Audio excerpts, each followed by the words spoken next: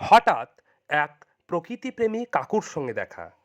উনাকে আমি লক্ষ্য করেছি জঙ্গলে জঙ্গলে গিয়ে অনেক ভেষজ উদ্ভিদ নতুন কৌশলে সংগ্রহ করে থাকেন।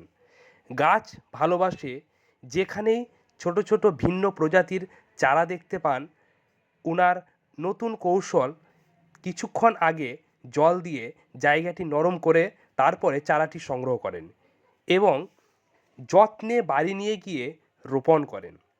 গাছের প্রতি ভালোবাসা এক অন্য অনুভূতি।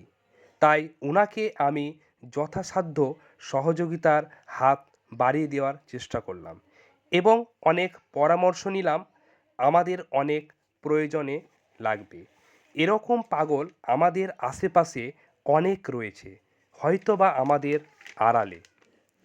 সকলকে অনুরোধ করব, একটু একটু করে এগিয়ে আসুন, প্রকৃতিকে ভালোবাসুন, সচেতন হন। দেখবেন প্রকৃতি আমাদেরকে আগলে রাখবেন, যেমন করে একজন মা তার কোলের সন্তানকে বুকে আগলে রাখেন। ধন্যবাদ। গাছ লাগান, প্রকৃতি বাঁচান, প্রকৃতি রক্ষা করুন। প্রকৃতি রক্ষা করতে পারলেই আমরা বাঁচব। একটি গাছ একটি প্রাণ, এই উক্তিটি যেন বইয়ের পাতাতেই সীমাবদ্ধ না থেকে যায়। এটাকে বাস্তবে রূপ দেওয়া আমাদের দায়িত্ব এবং কর্তব্য। তাই আমাদেরকে সকলকে এগিয়ে আসতে হবে।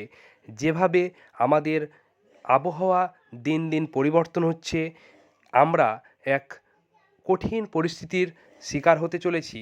তাই আমাদেরকে এই প্রকৃতির প্রতি সচেতন হতে হবে, যত্নশীল হতে হবে, গাছ লাগাতে হবে, পরিবেশের প্রতি খেয়াল রাখতে হবে এবং গাছ সংরক্ষণ করার চেষ্টা করতে হবে। গাছ নিধনের দিকে আমাদের মনোযোগ একটু হলেও কমানোর চেষ্টা করতে হবে। যতটা পারা যায় চেষ্টা করতে হবে গাছ না কেটে আমাদেরকে সেটাকে সংগ্রহ করা, এবং গাছ কাটলেও আমরা চেষ্টা করব সেখানে আরও 10টি গাছ রোপণ করার।